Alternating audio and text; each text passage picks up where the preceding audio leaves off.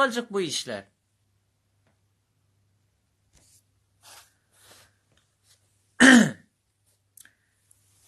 Kiçik atık su sepmesi oynayadık gara. Kulak halka.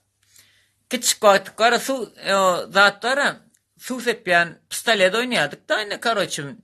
Sen nara o zatlar etmen vara. 1,5 litrelik baklaşkan almalın. 1,5 litrelik baklaşkanı kapağın deşmellin de ve pa sen öldürün deyip yutsup açıksan ora. Gıs.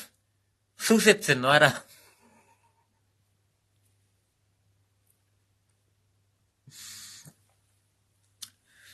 Onun için ona göre hareket etmeli elmadama. Ona göre.